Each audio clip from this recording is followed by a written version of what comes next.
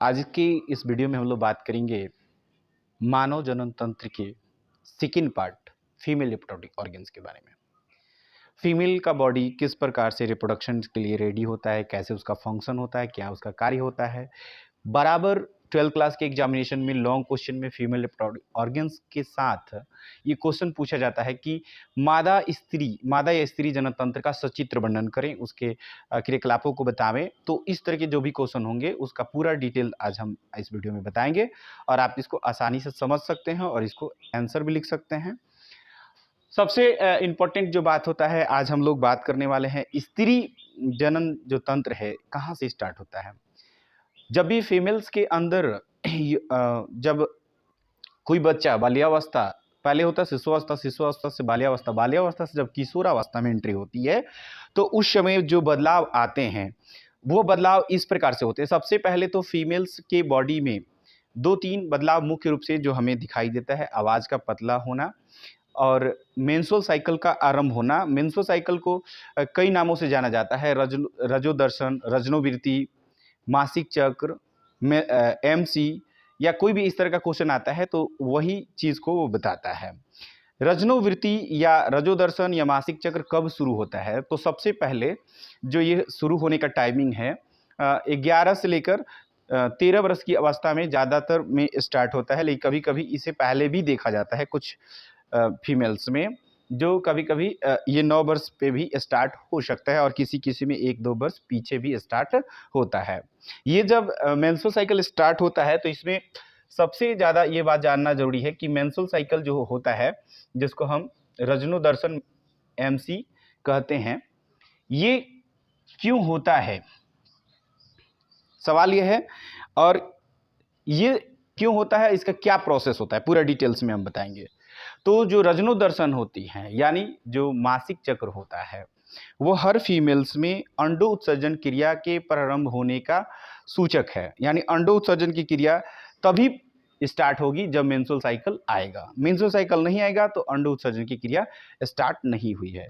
यानी जब अंडों का निर्माण होता है और अंडे जब मेल से यानी मेल के स्पर्म से नहीं मिल पाते हैं तब वह वेट करते हैं और वेट करने के बाद जब वो नहीं मिल पाते हैं तो वह रप्चर्ड हो जाते हैं, यानी टूट कर, और वहाँ की RBC कोशिकाओं को और वहाँ के सेलों को डेड करके धीरे धीरे वो बाहर आते हैं।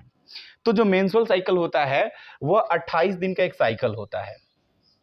कितने दिन का होता है? 28 दिन का साइकिल होता है। 28 दिन में जो एक स्केल होता है यहाँ से, और यहाँ से अंडो उत्सर्जन की क्रिया शुरू होती है एकदम, और उस पॉइंट पर होता है यानी बीचों बीच जहाँ पे अंडे आते हैं, और फिर जब वहाँ से फर्टिलाइजेशन नहीं होता है तो फिर से ये फॉल डाउन होकर एक साइकिल जो होता है 1 दिन से लेकर 28 दिन का, ये कंप्लीट करके और यहाँ पे फिर से क्या हो जाते हैं, फॉल डाउन हो जाते हैं। यानी ये ब्लड, रक्त कोशिकाएं और अंडे रप्चर्ड हो जाते हैं तब आते हैं। जैसे ही ये फर्टिलाइजेशन हो जाता है यानी ईग फर्टाइल हो जाता है तब से मेंस्ट्रुअल साइकिल रुक जाता है, यानी आना बंद हो जाता है। जब तक मेंस्ट्रुअल साइकिल आएगा तभी अंडे आएंगे, नहीं आएगा तो नहीं आएंगे। मेंस्ट्रुअल साइकिल क्यों आ रहे हैं? अंडे के निर्माण के कारण। अंडा जब तक मिलेगा नहीं स्पर्म से तब तक वो टूटेगा, रप्चर्ड होगा, और जब जब रप्चर्ड होगा तो रप्चर्ड होने के बाद वो बाहर आएंगे। लेकिन जैसे ही वो फर्टाइल हो जाएंगे तो उससे वो बाहर नहीं आएंगे। यानी इस चीज़ को समझना है। ये साइकिल जो होता है 28 दिन का होता है और ये 3 से 5 दिन तक रहता है। 3 से 5 दिन तक ये रहता है और रहने के बाद यानी जिस दिन आया होता है उसके बीचों बीच जो टाइम होता है, यानी 28 का बीचों बीच जो टाइम होता है, 14 मान के चला जाता है, लेकिन किसी किसी में 13 या किसी किसी में 15 हो सकता है। इसलिए इसको 3 डे हम लोग कर सकते हैं कि 13, 14 और 15, यानी 14 दिन फाइनल होता है। तो 14वें दिन अंडे का आना होता है। अब यहाँ पे सबसे पहला जो है एक जोड़ा अंडाशय जो होता है, यानी अंडाशय क्या करता है, अंडाणु का निर्माण करना शुरू करता है। अंडाशय जो होता है वो कहाँ पे होता है, तो ब्रिक जो होती है जहाँ पे हमारी किडनी होती है, यहाँ पे उदर गुहा में, और जो योनि होता है हमारे श्रोणि क्षेत्र में होता है, यानी पैल्विक रीजन में होता है, यानी नीचे की तरफ होता है, और जो अंडाशय होता है थोड़ा सा ऊपर होता है। चित्र में आप इसको देख रहे होंगे, चित्र में आपको ऊपर नीचे की तरफ दिखाई दे रहा है और ऊपर की तरफ वो जो योनि क्षेत्र है उसको देख सकते हैं। तो योनि के ठीक ऊपर की तरफ अंडाशय होता है, दोनों साइड में होता है, और ब्रिक के ठीक नीचे होता है। इसकी जो साइज होती है 3 सेंटीमीटर जो लंबा होता है और 1.5 सेंटीमीटर चौड़ा होता है और 1 सेंटीमीटर मोटा होता है। ठीक है, यानी ये आपका अंडाशय का साइज है। और यहाँ पे अंडाशय का जो मुख्य वर्क है यानी कार्य है अंडाणुओं का निर्माण करना और मादा हार्मोन को स्रावित करना। उसी प्रकार से इसका भी कार्य होता है अंडाणुओं का निर्माण करना और मादा हार्मोन का निर्माण करना। तो यहाँ पे जो मादा हार्मोन होती हैं, ये मादा हार्मोन अंडों को कब ट्रांसफर करना है, कब भेजना है, इसके लिए वो वर्क करती हैं। अंडाणुओं का जब निर्माण हो जाता है तो अंडाणु प्रत्येक महीने आते हैं, लेकिन जब वो शुक्राणु से नहीं मिल पाते हैं तो नहीं मिलने के कारण वो टूट जाते हैं, रप्चर्ड हो जाते हैं और बहुत सारी जो रक्त कोशिकाएं होती हैं उसके साथ वो टूट टूट कर बाहर आती हैं और वह जो कोशिकाएं मृत कोशिकाएं हो जाती हैं, मर जाती हैं, डेड कर जाती हैं, और वो कोशिकाएं जब बाहर आती है वही होता है एमसी यानी मेंस्ट्रुअल साइकिल, यानी वो एक साइकिल के रूप में आता है। तो बहुत सारे लोग इसको क्लियर कर चुके होंगे। कभी कभी क्वेश्चन भी आ जाता है कि मेंस्ट्रुअल साइकिल क्या है, रजनो दर्शन क्या है। कभी कभी नहीं, मुझे लगता है कि हर 2-3 साल के अंदर में एक बार ये क्वेश्चन पूछ ही देता है। ठीक है, अंडवाहिनी, अंडवाहिनी क्या है, यानी दूसरा जो फीमेल यानी स्त्री मादा जनन तंत्र के मुख्य जो अंग है और उनके क्या फंक्शन है, अंगों का क्या कार्य है, उसको समझ रहे हैं। यानी अंडवाहिनी, अंडवाहिनी क्या करती है, अंडाणुओं को गर्भाशय तक पहुंचाने का काम करती है। यानी अंडाणुओं को अंडाशय से उठाती है और गर्भाशय तक पहुंचाने की क्या है, नली है। इसी को जब हम लोग काट कर बांध देते हैं तो इसे कहा जाता है मादा नसबंदी। ठीक है, और इसको हम लोग चैप्टर नंबर नेक्स्ट में हम लोग पढ़ेंगे। इसको अंडाणुओं को गर्भाशय तक पहुंचाना पहला इसका कार्य हो गया। और निषेचन के लिए उपयुक्त वातावरण को तैयार करना, ये इसी का काम होता है अंडवाहिनी का। अंडवाहिनी जो होता है, गर्भाशय जो होता है और गर्भाशय गिरवा होता है, ये तीनों मिलकर क्या होता है कि एक लाइन लेंथ बनाए हुए रहते हैं, एक में होते हैं। ठीक है, अब इसमें जो ये एक 10 से 12 सेंटीमीटर लंबा होता है, ये पूरा जो भाग होता है, इसमें अंडवाहिनी होता है, गर्भाशय होता है, गर्भाशय गिरवा, ये सब एक दूसरे से अटैच होते हैं एक ही जगह। ठीक है, अब यहाँ पे अंडाणु गर्भाशय में जाकर खुल गया और खुलने के बाद गर्भाशय जो होता है, गर्भाशय के पास में योनि भी होता है, वो भी एक दूसरे से क्या होता है, अटैच होता है। चित्र में आप देख सकते हैं कि जो सभी संरचनाएं हैं वो आपको स्पष्ट रूप से उसमें दिखाई दे रही होगी। चित्र में आप उसको क्लियरली देख रहे हैं और उसमें ये स्पष्ट देख रहे होंगे चित्र में कि जो हमारा गर्भाशय है बिल्कुल उल्टी नाशपाती के आकार का है ना। तो उल्टी नाशपाती के आकार का जो आपका गर्भाशय होता है वो उसकी संख्या 1 होती है और उसका एक गर्दन होता है जिसको गर्भाशय गिरवा कहा जाता है। गर्भाशय गिरवा कहा जाता है, यानी गर्भाशय का जो निक होता है।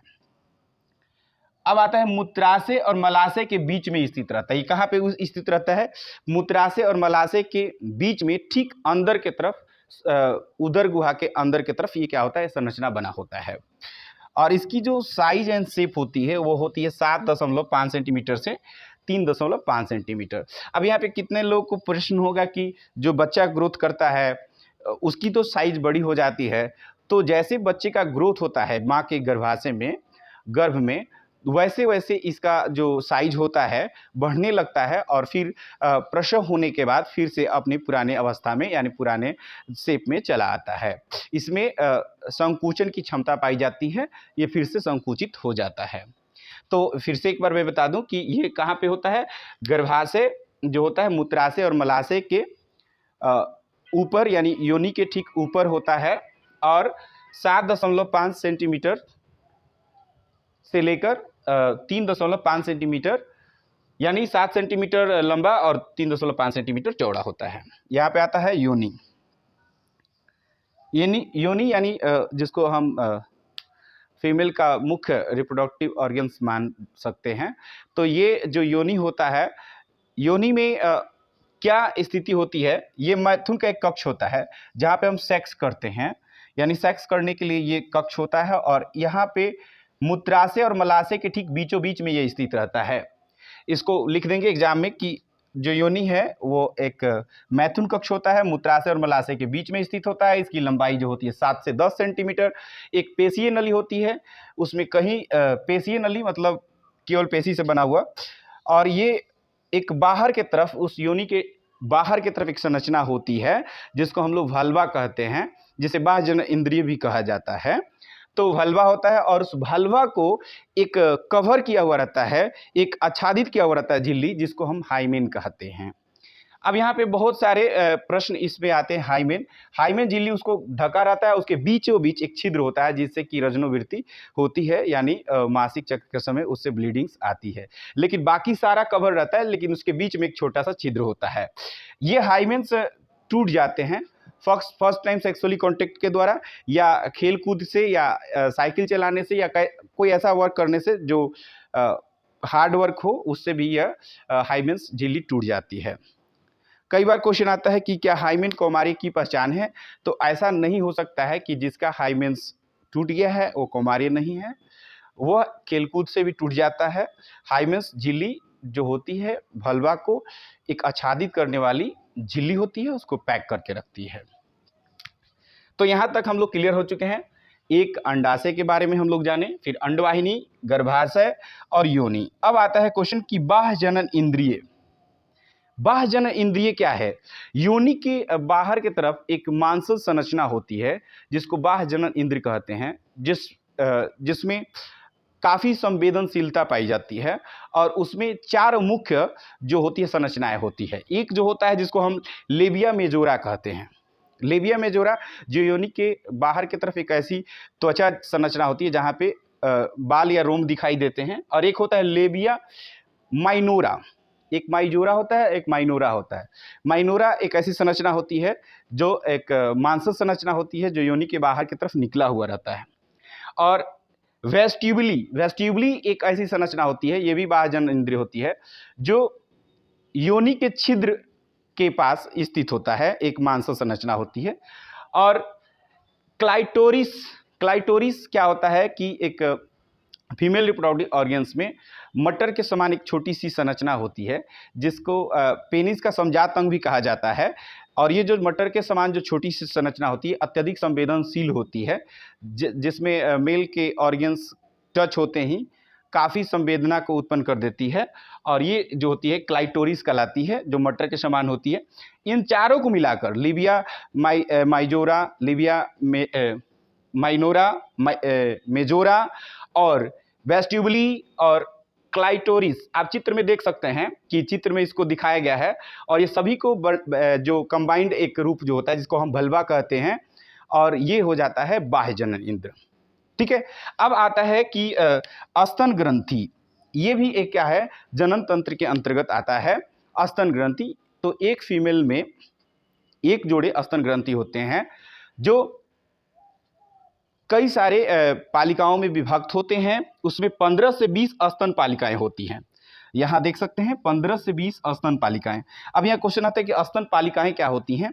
जब भी कोई फीमेल का स्तन होता है तो उसमें अलग अलग पालिकाएं होती हैं, और जिसमें अलग अलग दूध का निर्माण होता है, और सभी जो अलग अलग पालिकाएं होती हैं एक दूसरे से जुड़ जाती हैं, और एक पॉइंट यानी एक केंद्र होता है जहाँ पर वह आकर मिलती है और वहाँ से खुलती है जहाँ से दूध स्रावित होता है। तो इसमें कोशिकाओं की गुच्छिका होती है, और ये गुच्छिका जो होती है अलग अलग पालिकाओं में विभक्त होती है जिन्हें कूपिका कहते हैं। और ये कूपिकाएं एक नहीं होती है बल्कि इसकी संख्या ज़्यादा होती है, और कूपिकाओं के जो ग्रुप्स हो जाते हैं उन ग्रुप्स को मिलाने के बाद एक पॉइंट होता है जहाँ से दूध स्रावित होता है, और वहाँ पर आकर खुलती हैं, और खुलने के बाद वहाँ से दूध स्रावित होता है। कभी कभी किसी फीमेल्स में दूध का स्रवण नहीं होता है तो उन कूपिकाओं में ब्लॉक हो जाता है। जो माँ अपने बच्चे को स्तनपान नहीं कराती है, जैसे कि आप जानते भी हैं कि कोई भी बच्चे को स्तनपान कम से कम 6 महीने तक कराना चाहिए, और जो माँ स्तनपान नहीं कराती है तो उनकी कोशिकाएं ब्लॉक्स हो जाती हैं, या कभी कभी उस कोशिकाओं में गांठ बन जाता है जो बाद में चलकर स्तन कैंसर का रूप ले लेता है, यानी ब्रेस्ट कैंसर हो जाता है। तो फिर से हम लोग एक बार इसको देख लेते हैं कि एक जोड़ा अंडाशय होता है जो वृक्क के नीचे होता है, अंडवाहिनी होती है, गर्भाशय होता है, योनि, बाह्य जनन इंद्रिय और स्तन ग्रंथियां, यानी जब भी स्त्री मादा जन तंत्र को लिखेंगे तो ये मुख्य मुख्य अंग और उनके कार्य और उनके कैसे कैसे वर्क है इसको हम लिखेंगे। लेकिन मेंस्ट्रुअल को भी इसमें मेंशन कर देंगे, बिकॉज कि अंडाशय में जो अंडे का निर्माण हो रहा है, अंडे जब निषेचित नहीं होते हैं तो मेंस्ट्रुअल साइकिल के रूप में प्रत्येक 28वें दिन क्या होते हैं, एक साइकिल के रूप में बाहर आ। जितना चीज हमने बताया है उसको एक चित्र के माध्यम से, इसमें जो चित्र आप देख रहे हैं उस चित्र को ड्रॉ कर देना है और उसके नीचे जितना पॉइंट है उस पॉइंट को लिखकर, और अगर जो सभी पॉइंट्स को लैंग्वेज में, हमने तो लैंग्वेज में यहाँ पे लिखा नहीं है, बट जितना हमने भाषा में बताया है उसको अपनी भाषा में अगर जो स्पष्ट रूप से लिख देते हैं तो 5 में 5 कंफर्म नंबर आपको मिलेंगे।